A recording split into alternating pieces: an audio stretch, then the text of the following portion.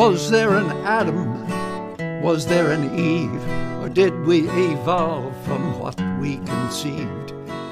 Either Hey, way, everybody, it's Harvey Sluggo Wasserman back for another hour at the Green Power and Wellness Show here at PRN. Thank you, Jesse, and the crew in New York. For yet another week, we are going to use today's show to give you an insight into the ongoing meetings of the Grassroots Election Protection Coalition, which is designed for emergency protection of the upcoming election. We are joined today on this call with 80 people throughout the hour and a half, and we are discussing very deep and important issues surrounding the potential theft of the 2020 election. I didn't think there's anything more important I could present to you this week. Next week, we'll be back with a regular show, regular interviews. But this week, remember, this is a meeting of 80 major leaders discussing the possibility of the theft of the 2020 election and what we can do about it. So thank you so much for tuning in. Thank you, PRN, for carrying this.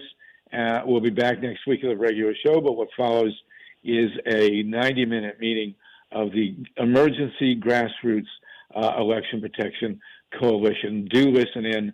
Some of the most important leaders in the American election protection movement have joined us.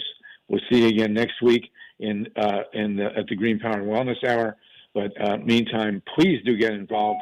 Please do get active in protecting the 2020 election. Our lives and our planet definitely depend on it. All right, welcome everybody. This is the 14th Zoom meeting of the Grassroots Emergency Election Protection Coalition. We are based at the GRASSROOTSEP.org website, co-convening with Joel Segal, engineered by Mike Hirsch. We will not meet next week, but the Progressive Democrats of America will be holding a major series of Zooms. We will reconvene in 2 weeks from today, but do tune in next week with PDA because they will be doing election protection workshops and content. And we are within 90 days now of the November 3rd. This is a fall election, not a single day election, but November 3rd is a bit of a landmark. And we're under 90 days, and the tension, as they say, is certainly mounting. So we are going to get right down to it. We have, for the past 13 gatherings, 90 minutes each. We were up to just about 100 people last week. We have been going through the detail of this very complicated, very demanding election, but less complicated technically in many ways than the election of 2016, where we had 116,990 places to vote and places to have machines steal our vote. This year we'll be doing mostly, of course, vote by mail, as much as 80%, and with many other challenges, including the stripping of the voter rolls. And we have one of the great experts on that, Andrea Miller, has joined us. Andrea, good to see you. And we want you to talk a bit about your proceedings with dealing with vote by mail. Our game plan has been simple. We are dealing with the trifecta of the election, which is the voter registration rolls, which are being stripped, vote by mail, which is being assaulted with the destruction of the post office and more, and finally the vote count with the expertise of John BRAKEY and Ray Lutz, and are delving into the electronic ballot imaging, which is a revolution in vote counting, and hopefully we can protect, as we must also protect the inevitable recounts that are going to be demanded in an attempt to stall the final ballot outcome. So we are looking at the greatest challenge of our lifetime. I don't think I have to, I'm sure you've all heard that before. I don't have to repeat it, but we do have the ability to protect this election. That's what we are about. And our strategy is to put people in every state and every county, every election board needs to have election protection activists who are trained, who understand the ins and outs but we are understanding that this is not a national election. It's a composite of 50 state elections and 3,400 or so county elections. And we need people in every county. So on the grassroots basis, leading the way has been my co-convener, Joel Segal. And I'm going to turn this over to Joel, who is going to talk to us about both with our experts and our great activists like Charles Stephenson and Reverend Renzi and so many others, GLENCIE and so many others, to deal with the detail of what's happening in both South Carolina and North Carolina, where we're attempting to establish a template where all people in this country and all counties can get down to it, bring in grassroots organizers, bring in young organizers. What we really want is for all the millions of people who marched in honor of George Floyd and for peace and reform, police reform, and civil rights to march straight now into the election boards so that we can get young people, because this election, because of the COVID, we are not going to have too many older poll workers. We want young people as part of the grassroots election protection movement to go in there and protect the trifecta of how this election will be conducted. It's as simple as that. And Joel Segal has been leading the way in the Carolinas, in both North and South Carolina, showing us how it's done. So Joel, please take it over and tell us what's going on, the latest in the Carolinas, and bring in your guests, and let's hear what you got to tell us, please. Yeah, good afternoon. Also, I did want to share a perspective on discussions I'm having with the House Judiciary Committee on holding a hearing. That's the U.S. House, the U.S. Congress. Yeah. And it's not very often that you get one of the greatest progressive members of Congress in the history of the Congress, Representative Alan Grayson, who I had the pleasure to work with for many years. So I really would like to hear Representative Grayson's thoughts on election protection in terms of campaigns, whether it be Florida or across the country, given that we don't have a lot of time left, because he, in my opinion, is a brilliant genius. Okay. Charles, can I share my time with you? Is that okay? Charles, unmute. There you go. Yeah, you can. Yeah, Joel. Yeah, I'll be honest with you. Charles is actually a mentor to me in this process. So I'd like for Charles to also talk. I'm just going to give a thumbnail sketch. Harvey, I want to be sensitive to the time. How much time do you want to give us? Just explain to us, so everybody knows what you're doing in the Carolinas on the grassroots basis, because you are leading the way on this. All right. The grassroots. Well, very briefly, we all know that the election in every state so far has been a debacle. The biggest problem is absentee ballots. Many of them are either not being counted. A few thousand, I think, some were stuck in a post office. And the Democratic Party, in my opinion, has not been prepared for the onslaught of absentee ballots in the time of a COVID-19.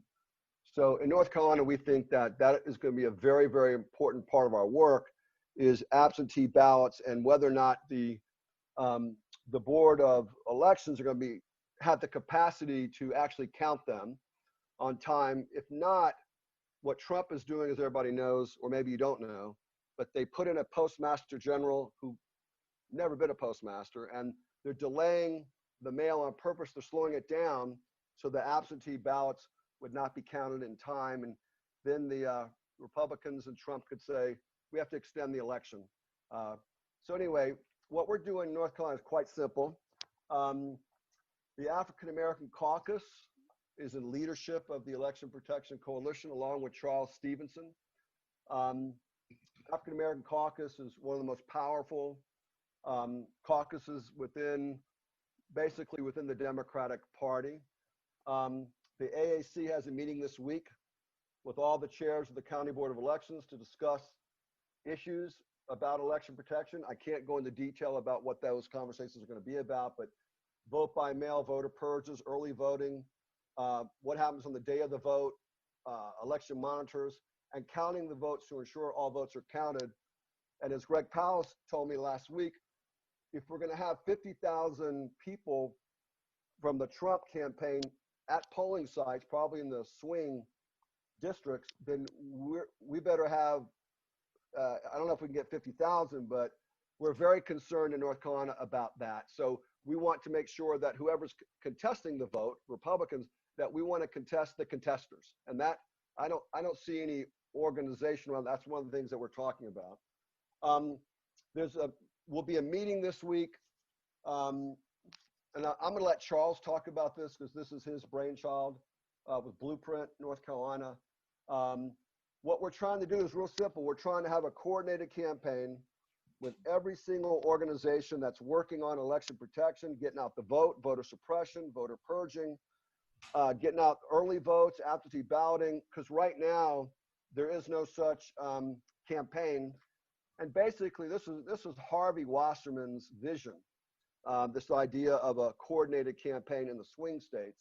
What we're trying to do is make it happen. I will say that we're well on our way to making it happen. It is not easy work.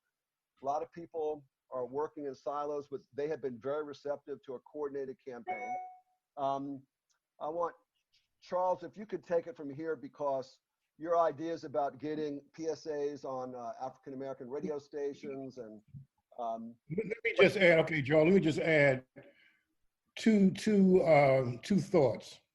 One is I think that it's important for our members across the country to get an idea of what the Democratic Party, the Biden campaign or whatever, what they're doing in your area. I think it's important that you reach out to the state coordinators to get some sort of idea of what they're doing on the ground. Additionally, and this is what we're doing now, is reaching out to the grassroots organizations who do this work on a daily basis. Blueprint is a coalition, is an organization that does this grassroots voter protection work year-round. They have about 55 nonprofit organizations a member of their effort. Joe and I met with them, talked to them last week, and our thought then was to get an idea of what they're doing, what they're concentrating on, and then interacting with our members of the coalition from North Carolina, so we don't redo, we're not redundant in terms of our efforts, that we coordinate our efforts. And then during this process, we also get an idea of what we need to concentrate on. One thing that Joel mentioned, and we think is vote education. Right now, because of the mix up with early voting, vote by mail, we think we got to have a real massive campaign around vote education so that folks are not confused about when and where they can vote. So having efforts that being able to have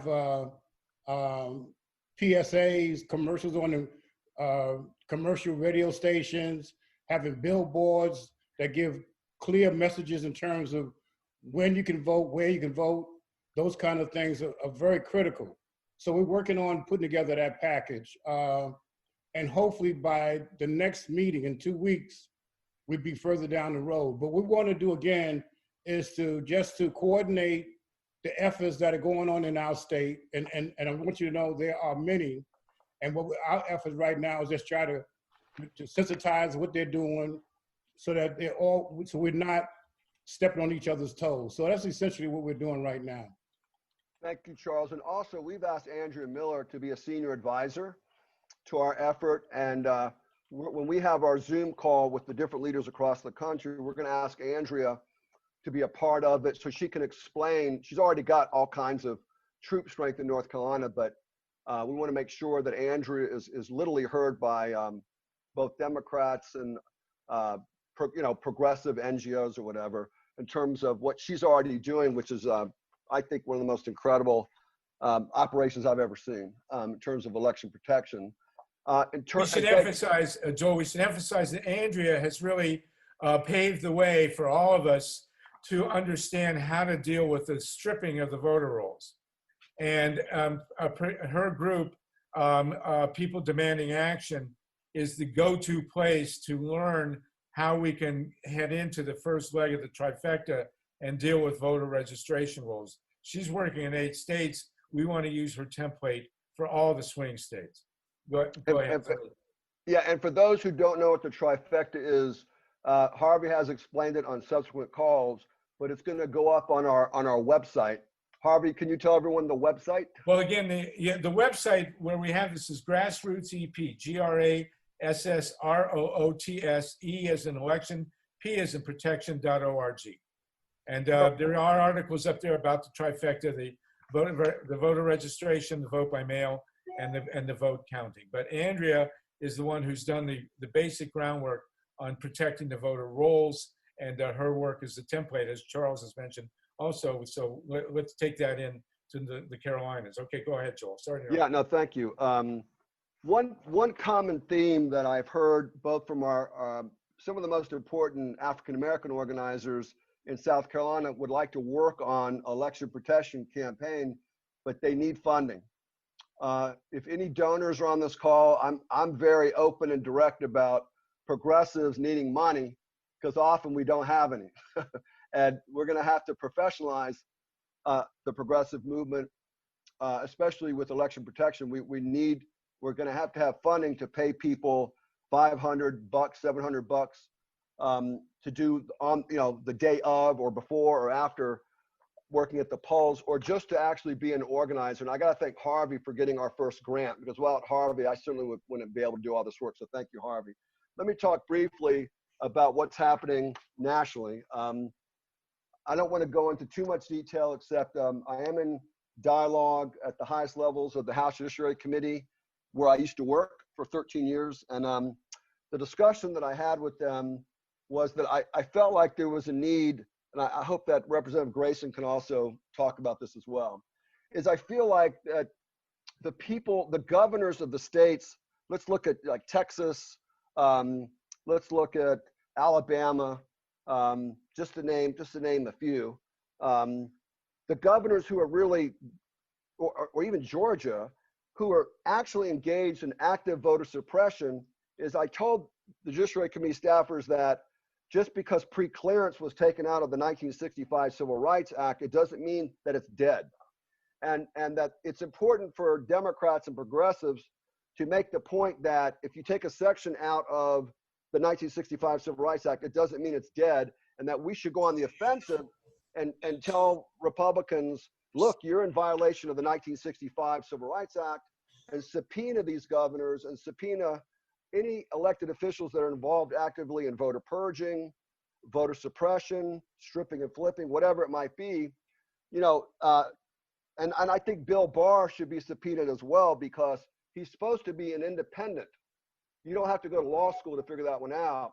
He's supposed to be independent of the president, but he's not. He's in collusion with the president. He should be investigating voter suppression. And then I also suggested the Postmaster General, and I will tell you there is going to be a hearing with the Postmaster General. He's going to be subpoenaed, not by the House Judiciary Committee, by House Oversight. And then if Bill Barr doesn't show up, that's fine. It could be a nice press release.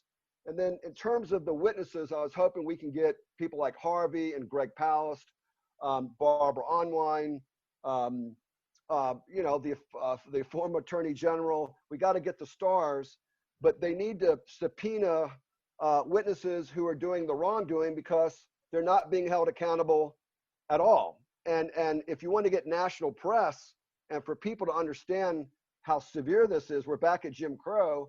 You can't do that if the Congress doesn't take the responsibility and hail these people in. Whether or not they're going to do that, I don't know. I hope they do. But what I would like to suggest that we do is that we do a sign-on letter to Chairman Nadler requesting that we hold that hearing. And that's something I'm going to talk with Harvey and others, that we do a sign-on letter requesting this hearing. Members of Congress and staff react to grassroots pressure. That's the way it works. For those of you who don't understand the power of an official hearing, I would recommend that you look at Watergate, would be maybe one example. The second would be the first voter suppression hearing that I actually organized with many people on this call in 2004, which was about Ohio. I did that with Jesse Jackson and PDA, and that facilitated a much larger movement. I'm gonna end it at that, but I'd like to know if Representative Grayson can talk about his ideas of how do we combat voter suppression, both on the state level, a coordinated campaign, any ideas that he has. Okay, Representative Sure. Alan Grayson, former congressman from Orlando. You are in Florida, Alan. We need you desperately to help us get people into the polling stations on a grassroots basis. When you're done, I'm going to talk to Rebecca Landau about that. Then we're going to go to Bob Petrakis in Ohio. Steve Rosenfeld has a new guidebook out that we want to look into. Recounts with John BRAKEY early, and we want to discuss also early voting in light of the problems that we expect with the vote by mail. So thank you so much for that, Joel. We know that you and Charles and Reverend GLENCIE and others are pushing ahead on the ground in North and South Carolina, where we desperately need it, and of course we need it in Florida as well. So Alan Grayson, Congressman, if you'll give us some of your wisdom, that would be great. All right, just briefly, I want to make 2 points. The two things we need here are detection and correction, and there's shortcuts in both cases. Regarding detection, almost always what I've seen is that whatever it is they're trying to do, that's what they accuse us of doing. And this obsession that we've seen with the president over mail ballots is a strong indicator to me that that's where their efforts will be concentrated. They're going to try to steal the election through something having to do with the mail ballots, whether it's delaying them or whatever it might be. I've seen this over and over and over again, including in Florida and on the national scene. Regarding correction, it's very simple. We need real-time responses to whatever they are planning to do.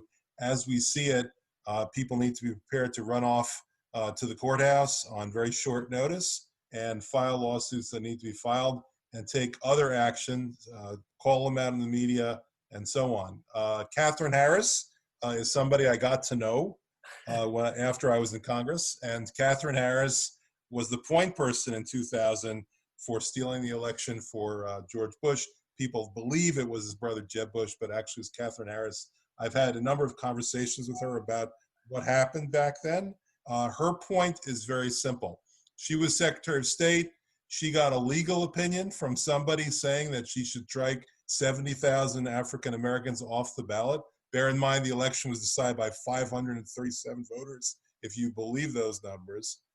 70,000 African Americans struck for the ballot because she got a legal opinion that was unrebutted. If at the time somebody had presented her a contrary legal opinion, she says she would have definitely at least hesitated to go ahead with her plan to strike 70,000 African Americans off the ballot. So this underscores the importance, Harvey, of your work, and it underscores the importance of the work of everybody who contributes to this effort. We need to be able to create the capability to respond to these measures in real time and rebut them in real time as they're happening. There is no alternative. If we don't, we will see the election stolen. Excellent. Does anyone want to raise a hand, say anything directly to Alan? I will say that your idea here, your discussion of the countervailing pushback is absolutely critical. And Lori Grace has joined us. Lori sponsored a webinar last night where we discussed two of the major choke points where exactly what you're talking about is essential. The first is the moment in the electoral process when the ballots come back in. In other words, the mail-out ballots, God willing, they go out, people get them, they get an envelope, and there are all sorts of things that they have to fill out, as Bob Petrakis has testified on this call earlier. You have signatures, you have dots that need to be, I's that need to be dotted, T's need to be crossed, boxes that need to be marked. And when the ballots come back in at the election board, there are people, and hopefully there'll be our people, who decide whether or not the ballot is valid. And there's a whole controversy going on in California now, and I know Mimi Kennedy knows about it, on signature verification. Now, in the past, we have had situations dating from Florida 2000, where poll workers have been confronted with essentially lobbyists or right-wing activists sitting by their side demanding that ballot after ballot after ballot be invalidated. Now, the legal process for this varies from county to county. It's actually, a bizarre notion that you could have someone come in off the street and sit down next to a poll worker and so-called help with the decision about whether or not a mail-in ballot is going to be accepted based on all the forms that have to be filled out. But at this particular choke point, and particularly I discussed this with Steve Rosenfeld last night on Lori's call, at this particular choke point, we have to have grassroots election protection activists to counterbalance the Trump people who are going to demand that every ballot that looks like it came from a black neighborhood be thrown out. Now, this is this is one of the points, that the obscure points in the election procedure that you'll never see on CNN. But it is what we saw in Florida 2000 when they were looking at the hanging chads. And in came the Brooks Brothers mob, and you had all these right-wingers demanding that these ballots be thrown out. We have to have election protection people in place at that choke point. In other words, we cannot assume that ballots that come back in the mail are going to be accepted. And we have to have grassroots election protection activists at those tables where the decisions are made as to which ballots are going to be allowed in. So that's one point that we have to think about in the Carolina, in all the swing states, every county especially. Will those ballots be accepted? And who's going to make the decision to accept them? The second checkpoint that we discussed was in the recounts. Now, as John BRAKEY has shown, the vast majority of the mail-in ballots this year will be fed through ballot imaging machines. And if we can persuade the election officials to keep the ballot images as required by law, we will get an outcome, a tally of the ballots very quickly. You know, Trump is starting to yell about how we have to have a result on election night. We can get a result on election night if the ballots are successfully fed through the digital imaging machine and then electronically counted. I'll get you, Joel. So, but the point is then that the Trump campaign will demand recounts everywhere that they possibly can get them, as happened in Florida 2000. And as you recall, in many instances, or the recounting of the ballots or the closer inspection of the ballots is where the crisis came. And we can 100% count on a post-election crisis this year. And again, at this choke point, we have to have as many election protection activists as possible to get those paper ballots fed through the machines and then to be prepared for the recounts. Is that, and so those are two choke points that most people don't think about, but are absolutely essential to the protection of this election. Joel, did you want to say something? Yeah. Hey, brother Mike. I saw some people. It said they're trying to get in, that they're waiting. I just want to make sure that there's still room, because Leo Woodbury and Loretta Slater from South Carolina, they're leading civil rights activists in South Carolina. But I just want to make sure they can get in. They can get in. Okay. And Okay. Harvey, I was hoping to. There's so many people who are joining our calls, but I think it's really important that we let people know what can the people who are on the call between Monday and Monday, what can they do? Because there is something that everybody can do. And one of them is to form a coalition and go right to your Board of Elections and ask them a series of questions about, voting by mail. And even if you're not part of an organization, that is something that people can do. But I hope that's something we really, I hope this call and subsequent calls, and that's what you are doing. But I think there's so many people here who are capable of doing great things. I think they need a little bit more direction. Well, let's talk about coalition building as you're doing in North Carolina. The point is to get all viable possible organizations, like Andrea's group, like Charles's group, every possible group that we can get to get involved, to feed people in, especially young people, into the election boards is exactly what we need doing. This election will be decided by how many election protection activists are doing a powerful work in the election boards. And that's where we're trying to do. Let me call on Rebecca Landau for that real quick. Rebecca, you and I have talked about organizing young people. You have worked with Indivisible. We're also trying to track down the Sunrise Movement and every other organization. Andrea has done this successfully, recruiting as many people as we possibly can in their states, in their counties, to get into the election boards. And that's something everybody can do. Rebecca, did you want to talk about that real quick? Well, the perspective I can bring to it in terms of young people is the organization I've been working with a lot, and I've worked with quite a few, is fieldteam6.org, and I'll drop that into the chat. Field Team 6 is a partisan Democrat registration organization, and they have phenomenal numbers. And they are working across the country with a big target right now. They have a huge master list of college students who, because they are not going to be in the state their college is in, but instead are going to be doing online college, have to re-register for their state.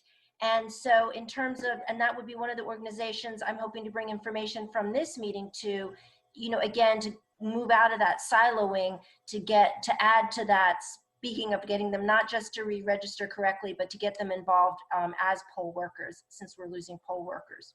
Yes, so there will be in this election, and this is something we've discussed, a major generational shift in who is working the polls.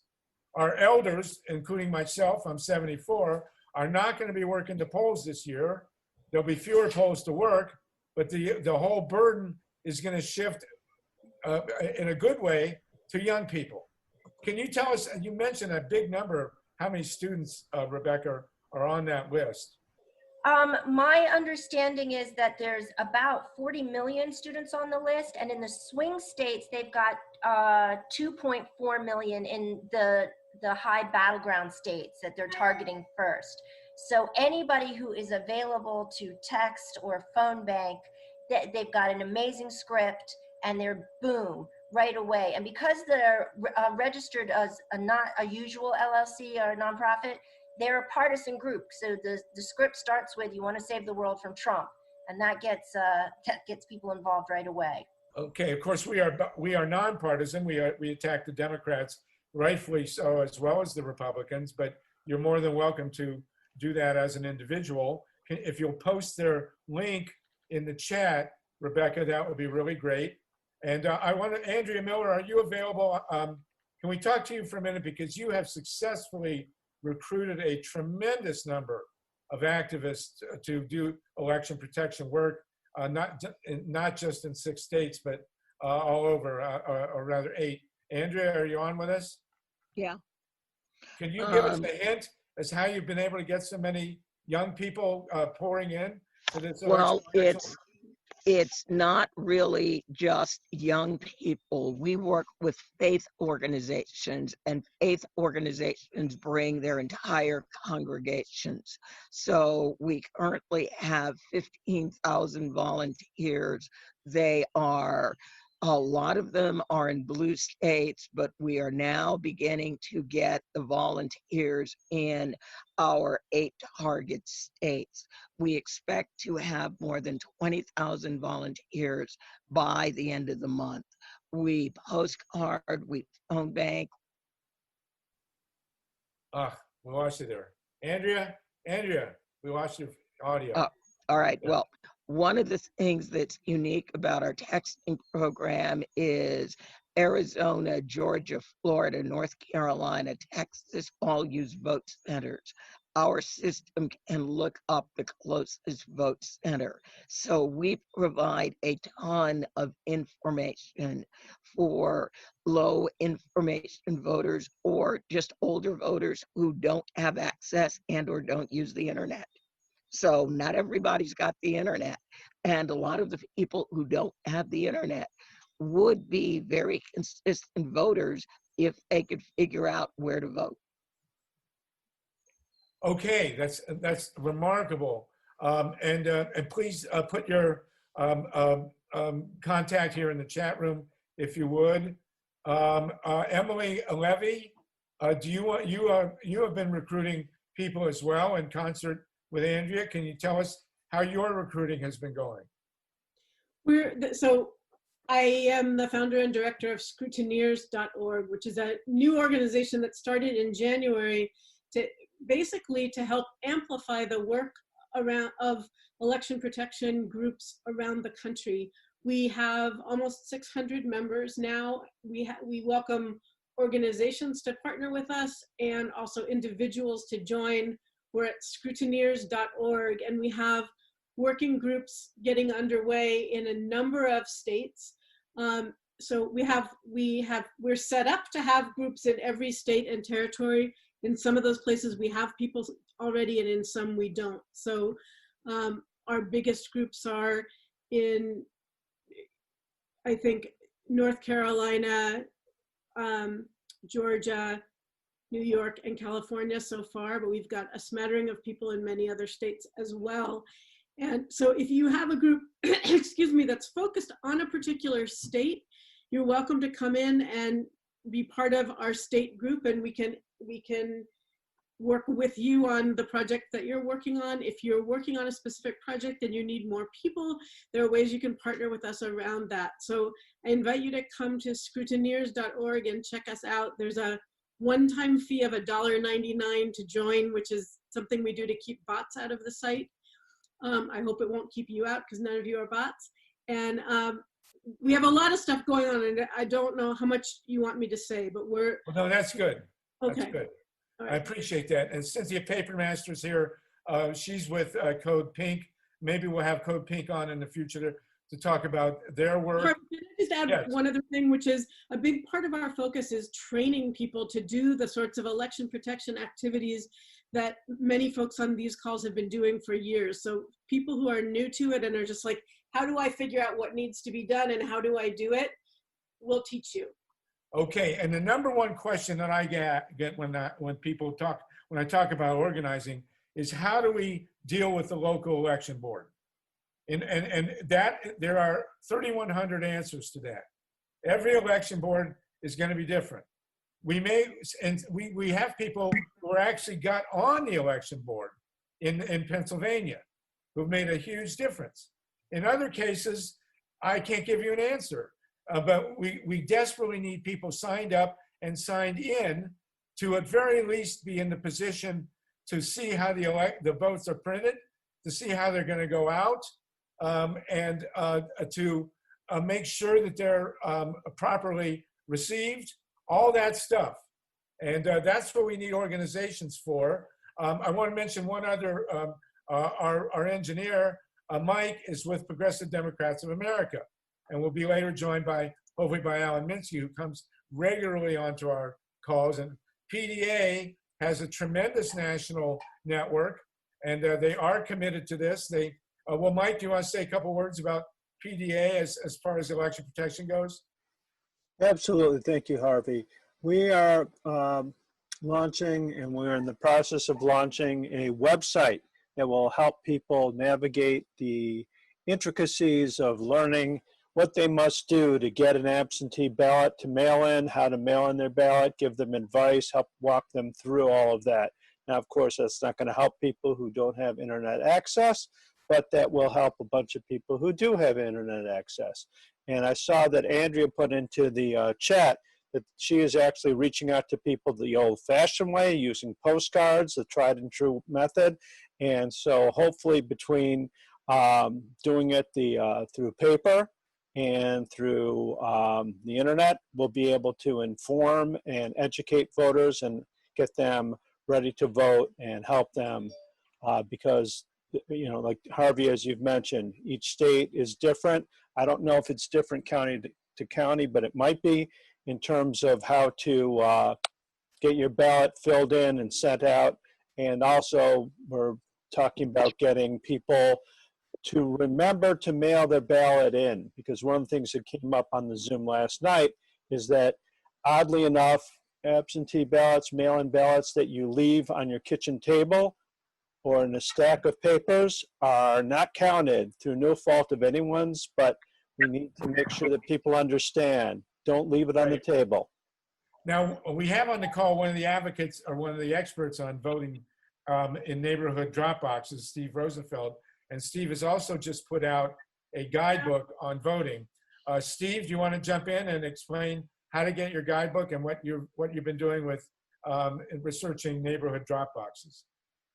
Okay, sure. So I put in the, I'm a journalist. I've been covering this election protection stuff, voter suppression, voting rights since 2004, and before that, Money in Politics for NPR and other places. I put in at the top of the chat a link to a PDF that basically is a late summer voter guide based on everything that we put on the stuff on the PDA sites, the 2020 voter calendar.org site.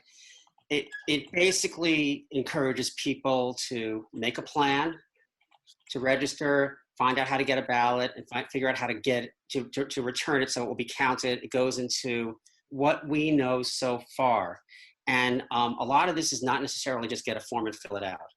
It's where you might get tripped up or fall between the cracks. So take a look. Any of the folks, especially the folks from the other advocacy groups, you can just steal any of the language you want. It's been fact checked and vetted by former secretaries of state election directors, county election directors. It's current as of today. Things will change. I'll repost it again. When I talk to the people who have the most experience running vote-by-mail elections, they say there are two things that can be most pivotal and scale that will make things go smoothly. One is to have drop-off locations on election day and letting people know about that. And the other, of course, is to have drop boxes, which can be out in earlier than that. And apparently, this Dropbox decision is not made at the state level. It's a county level decision. So when people are thinking, I mean, I'm a journalist, and I'm not trying to tell activists how to do their job and how to organize, but I've talked to a lot of people who have said this is a very easy pressure point, and it saves money, it saves logistics, it saves manpower. It's, they cost $750, $1,000 a pop, and so think about, people say, what can I do? This is a really key focal area. And as far as information about where people can go, well, I have that guide to start the process, and we'll have more later on as we know, for example, where are the in-person voting locations? We don't know them right now. What are the rules going to be for election day drop-off? Will they be changing?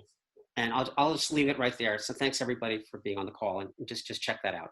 Now, of course, in the election protection movement, we're going to have to make sure that the ballots that are put in the neighborhood drop boxes actually get to the election boards.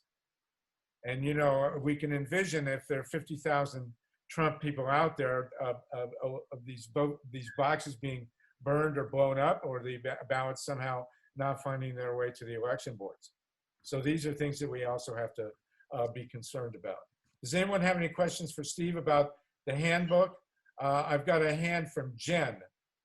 Jen, do you want to say something?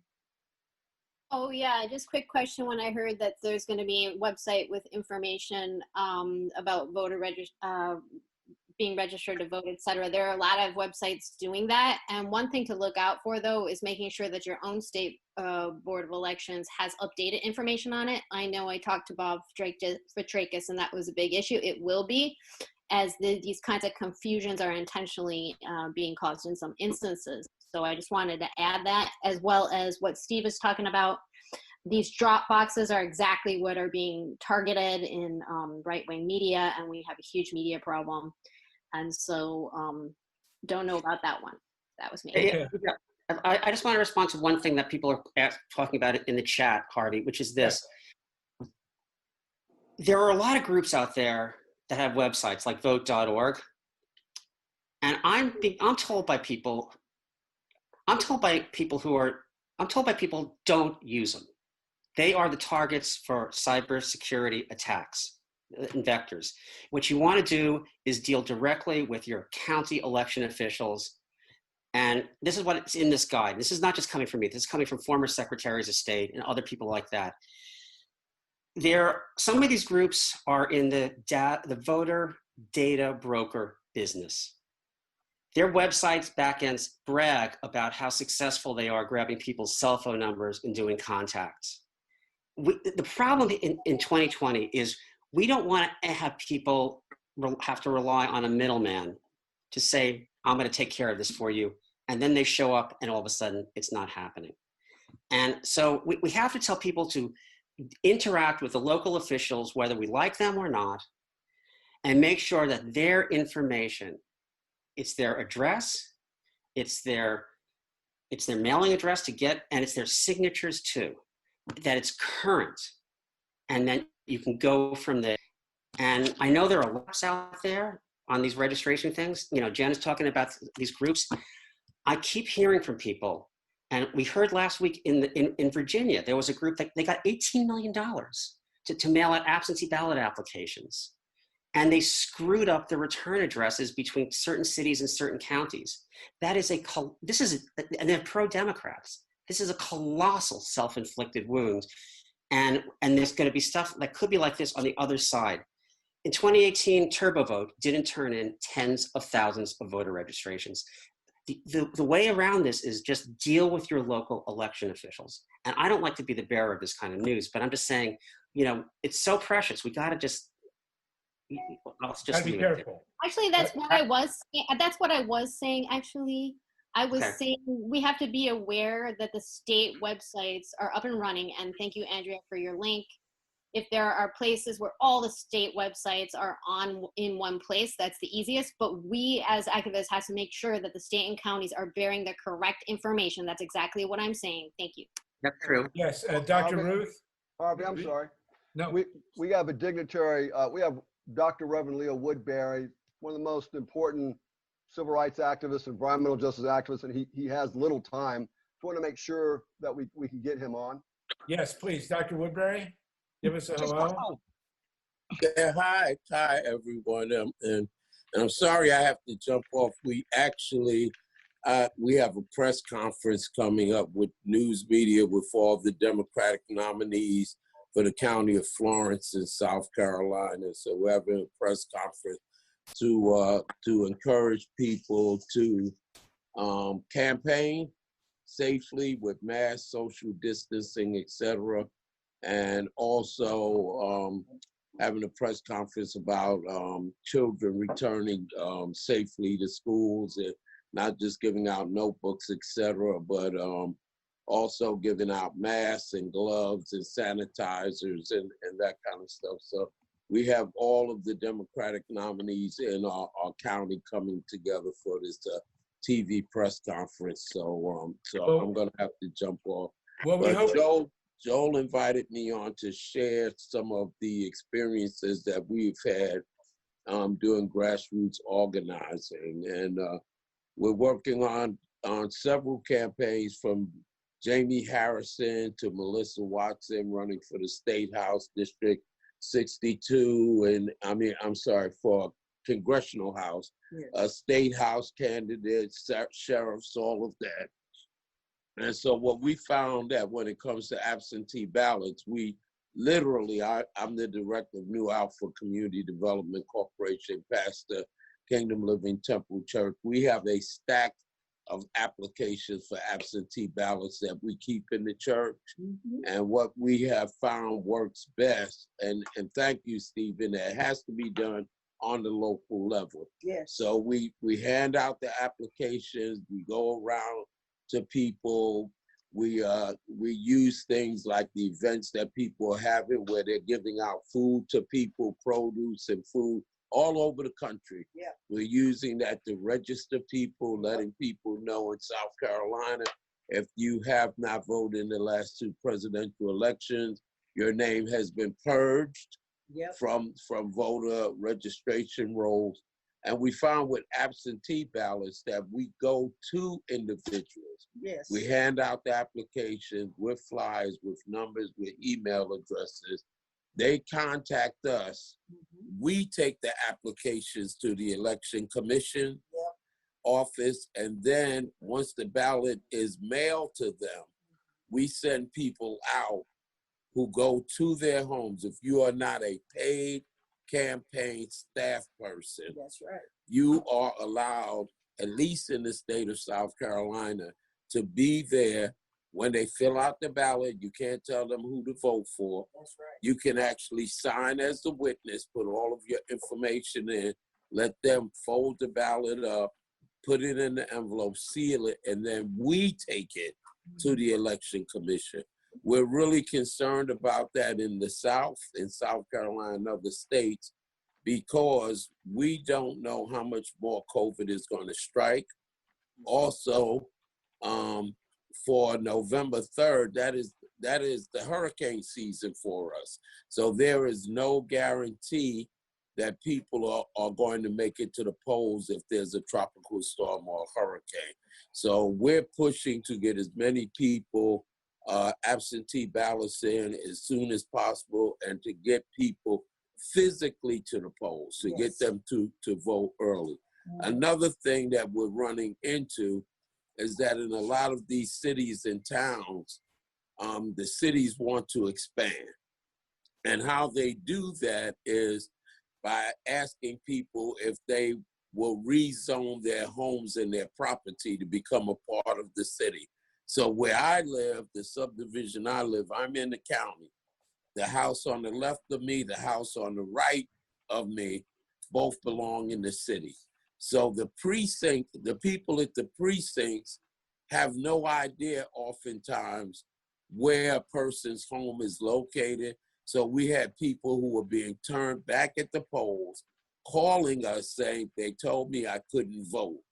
And so with that, we found that you have to go to, you have to have the people say, are you paying city taxes? If not, then you're in the county.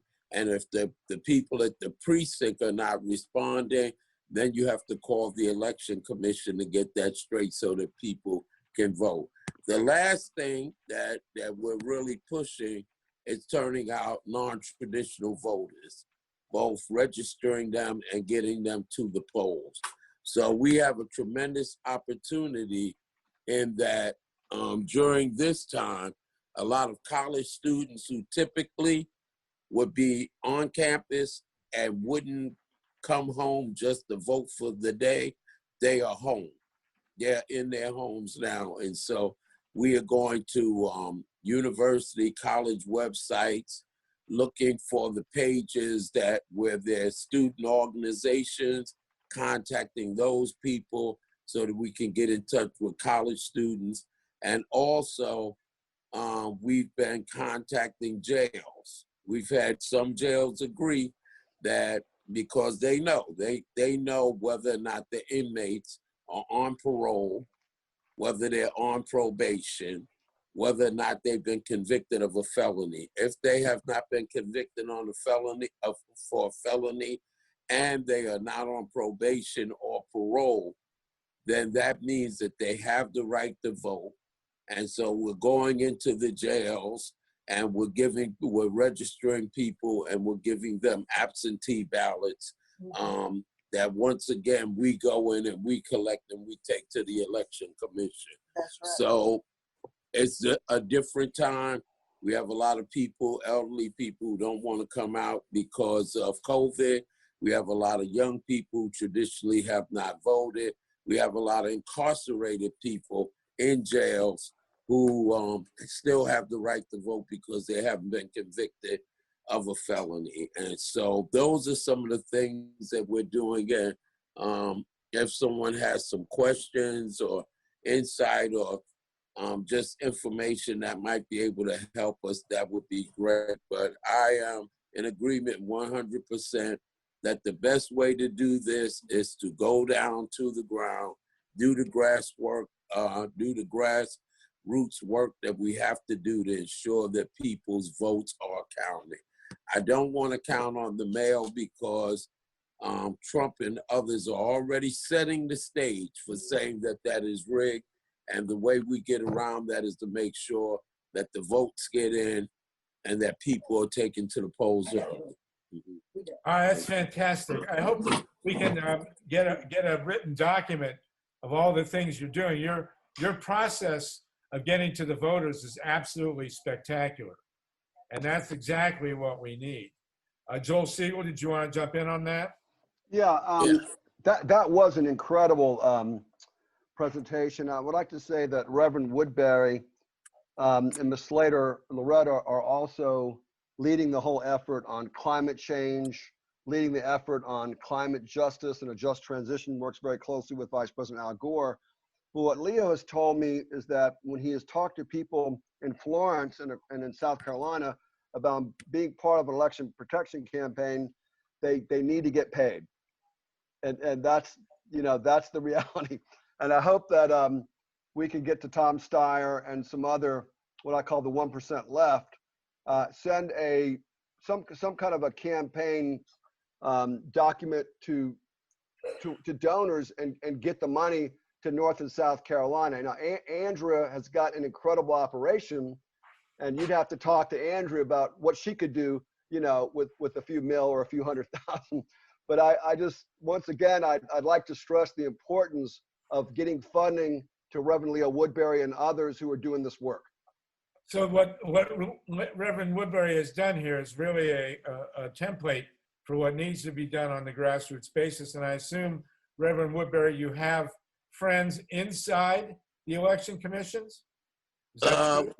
We have folks inside the election commission, so some are friendly, some are not, but we don't have any other choice but to deal with them. And one of my colleagues are telling me time to go, but thank you, Joel, for that.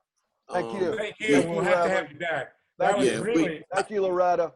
Yeah, I just want to say this really quickly, that we have a unique opportunity in South Carolina to sweep the board, to put Teresa Myers Irvin in as mayor in the 4th largest metropolitan area, to put Brother Yarborough in on the county level as sheriff, to put Melissa Watson into the congressional house, Jamie Harris into the Senate, Teresa Kane into the state house. We have a tremendous opportunity to sweep the board and to do all of those things. But we do need resources, because the volunteer pool is very, very, very shallow now, because we have people who are volunteering to do the census. They're volunteering to do to feed people, to deal with COVID issues, to work on campaigns. And so, to take people who are out of work and tell them to be a poll watcher for 12 hours is asking a lot. So if we're going to win this thing, we have to put our money where our mouth is. So thank you all for the opportunity. I have to jump. Okay, guys? All right. Thank you very much for that template. It's fantastic. Thank you, Reverend. We really appreciate it. We have a hand from thank you. Was there an Adam? Was there an Eve? Or did we evolve from what we conceived? Either way, we got what we needed when the sun shone down on the Garden of Eden.